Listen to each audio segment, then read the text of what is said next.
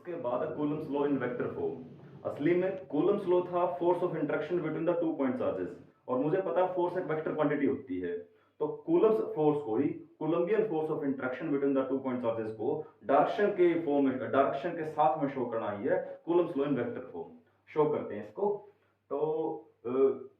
Coulomb's law को vector form में represent करने के लिए मुझे 2 पॉइंट चार्जेस के बीच का इंटरेक्शन शो करना है विद डायरेक्शन। तो पहले मैंने स्पेस में r1 और r2 पोजीशन के साथ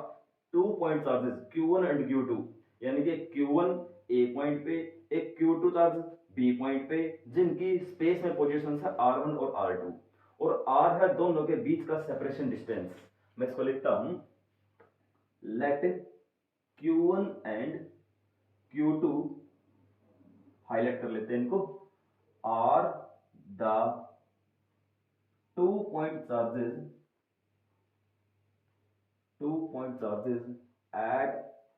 A and B respectively having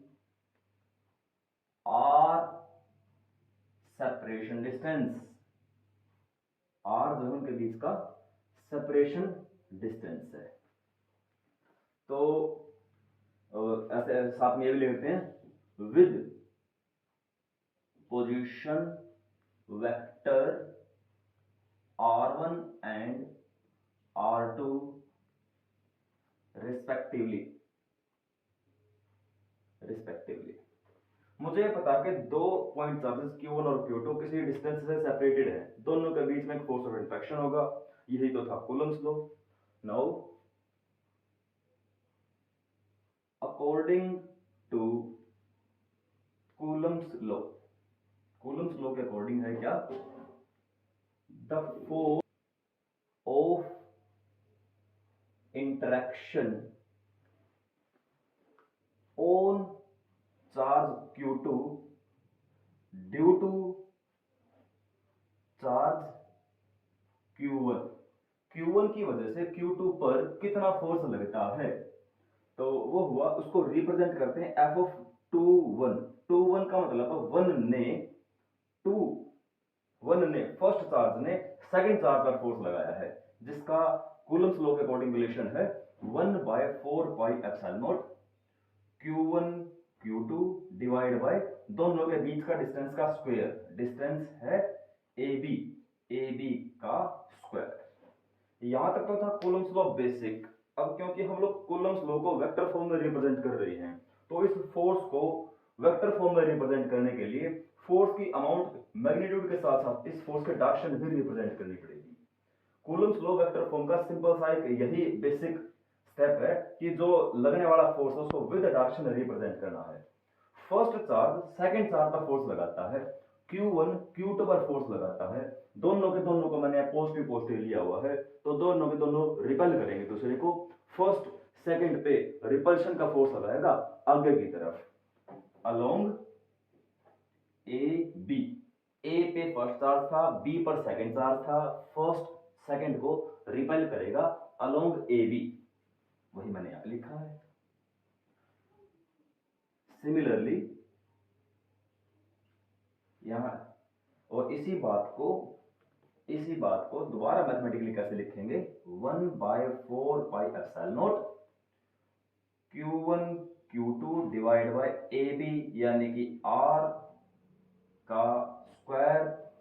into along AB क्या है, AB है R ऑफ 1 है ना, 1 2। क्यों, फर्स्ट ने सेकंड पर फोर्स लगाया है, तो फर्स्ट से सेकंड की तरफ फोर्स इस डायरेक्शन में गया है, डायरेक्शन हुई 1 से 2 की तरफ, और डायरेक्शन हुई 1 से 2 की तरफ। इस पूरे डेरिवेशन में यही स्टेप सबसे मेन है कि f ऑफ 2 1 में r ऑफ 1 2 क्यों आया। असली में r पॉइंटिंग वेक्टर है जो पॉइंट आउट करेगा कि फर्स्ट से सेकंड की तरफ या सेकंड से फर्स्ट किसकी तरफ फोर्स लगा है। मुझे पता है फोर्स लगा अलोंग AB, A से B की तरफ, आगे की तरफ। तो R जो पोजीशन हुआ फोर्स की, फोर्स के डायरेक्शन हुई 1 से सेकंड की तरफ, इसलिए मैंने इसको रिप्रेजेंट किया है R of 1 2। Similarly f of force of interaction on Q1, ऐसे ही Q2 Q1 पे कितना फोर्स लगाता है on Q1 due to Q2, उसको मैं रिप्रेजेंट करूंगा F ऑफ 1 2, यानी 2 ने फर्स्ट पे कितना फोर्स लगाया है, जिसको मैं लिख सकता हूं 1/4 pi epsilon not Q1 Q2 divide by distance क्या है BA का स्क्वायर, और ये अलोंग हुआ क्योंकि डिस्टेंस क्या, अब की बार मैं Q1 से Q2 से Q की तरफ चलता हूं तो बीच का डिस्टेंस ये हुआ, और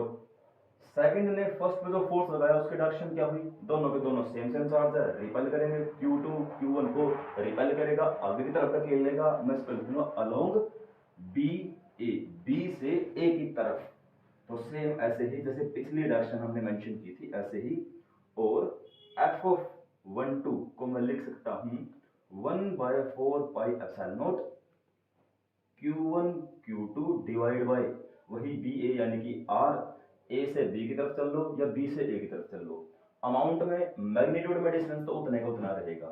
तो मैग्नीट्यूड में डिस्टेंस तो रहेगा उतने का उतना, इसलिए मैंने बार लगाया हुआ है यहाँ पे, मैग्नीट्यूड रिप्रेजेंट किया हुआ है। अब इस फोर्स की डायरेक्शन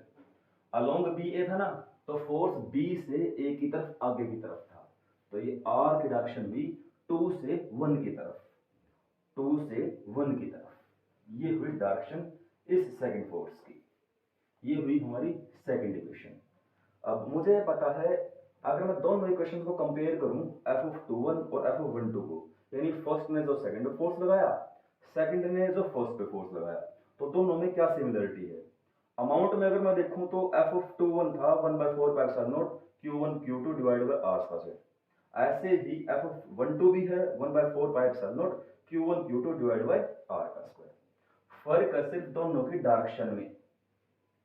फर्क है दोनों की डायरेक्शन में, F ऑफ 21 है 1 2 की तरफ और F ऑफ 1 2 है 2 1 की तरफ, तो मैं लिख सकता हूं क्लियरली F ऑफ 1 2 जो है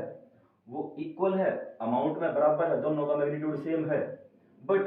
डायरेक्शन अलग अलग होने की वजह से अपोजिट नेचर के हैं, अपोजिट डायरेक्शन के हैं, F ऑफ 1 2 बराबर है माइनस का F ऑफ 2 1, मैं ऐसे लिख सकता हूं विच, और यही तो है न्यूटन का थर्ड लॉ कि एक ने एक्शनल के तौर पे जितना फोर्स लगाया, सेकंड ने रिएक्शनल के तौर पे फर्स्ट चार्ज पे उतना ही फोर्स लगाया, which proves Newton's third law of motion, ये तो था न्यूटन का third law of motion, actional force और reactional force always equal and opposite है।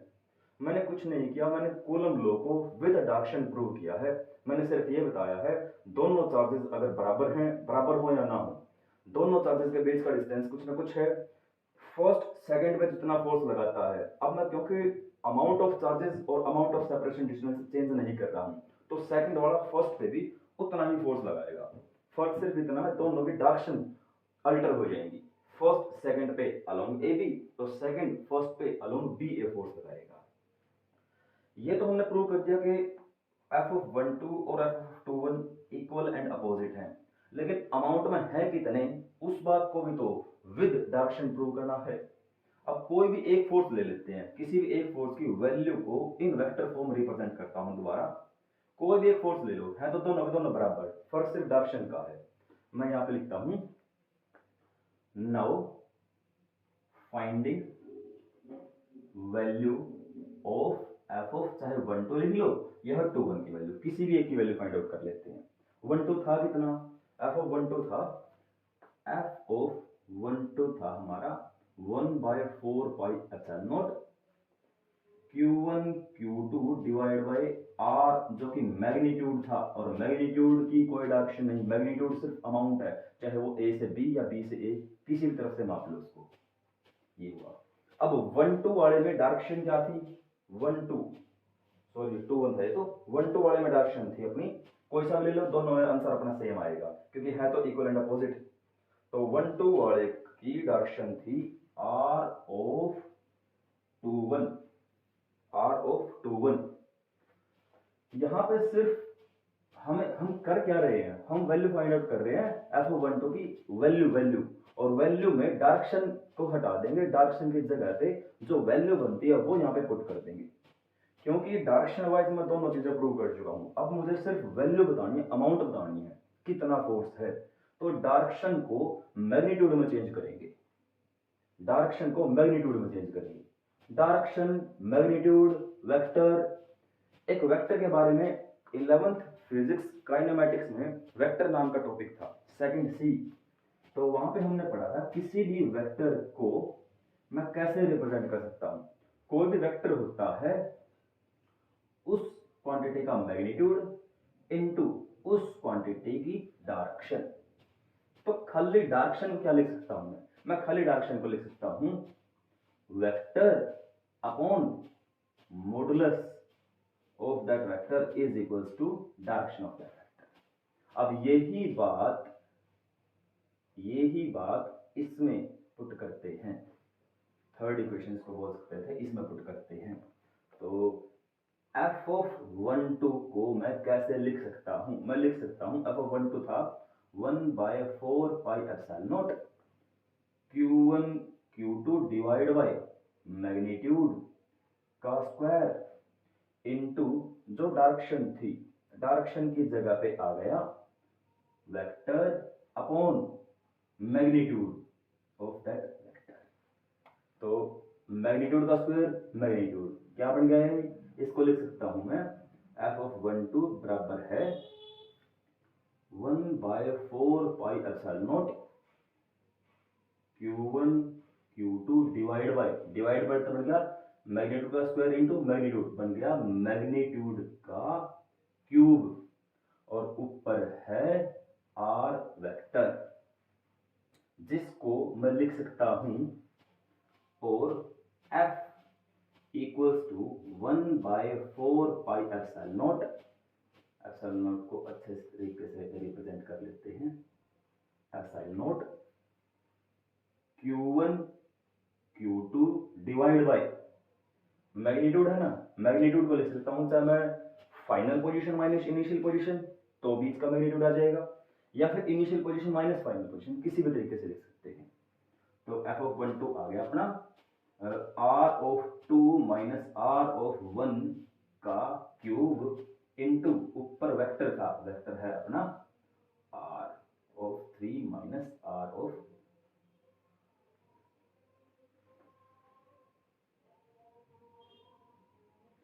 और ऊपर था अपना r(2) माइनस r(1). ऊपर याद रहे, ऊपर मैंने बार नहीं लगाया है, नीचे बार लगाया है, ऊपर पूरा वेक्टर है और नीचे मैग्नीट्यूड ऑफ वेक्टर। ये हुई हमारी f(12) की वैल्यू, और f(12) दोनों इक्वल एंड अपोजिट थे।